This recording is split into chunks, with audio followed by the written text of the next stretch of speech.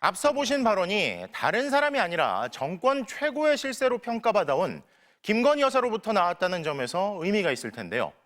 김 여사의 이 총 가지고 뭐 했느냐는 발언은 경찰이 김성훈 경호처 차장에 대해 4번째 신청한 구속영장에도 포함된 것으로 확인됐습니다. 윤 대통령이 체포영장 집행을 막으려고 총기 사용 검토까지 지시한 혐의를 뒷받침할 증거로도 보입니다.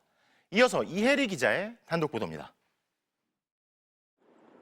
검찰이 어제 청구한 김성훈 경호처 차장의 구속영장에는 경호처 직원이 김 여사로부터 총 가지고 뭐 했느냐는 취지의 말을 들었다는 내용도 포함돼 있는 것으로 알려졌습니다.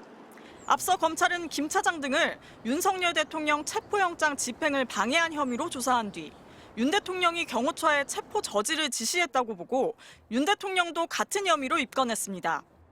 김 차장 구속영장에도 윤 대통령은 김 차장의 핵심 공범으로 적시된 것으로 파악됐습니다. 김 여사의 총 관련 발언은 윤 대통령의 특수공무집행방해 혐의와 관련이 있다고 경찰이 판단한 것으로 보입니다.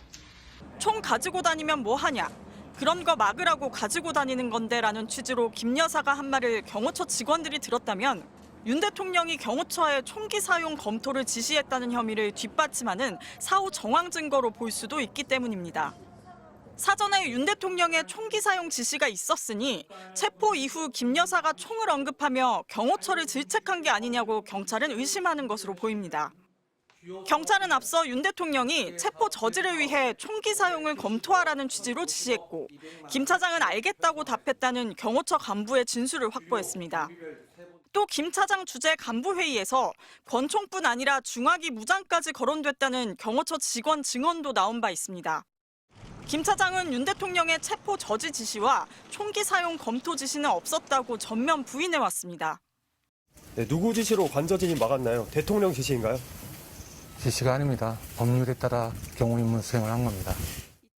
앞서 윤 대통령 측 변호인단 역시 윤 대통령은 경호처의 물리력을 사용하지 말고 마찰 없이 대응할 것을 강조했다며 총기 사용 지시를 한 적이 없다고 했습니다.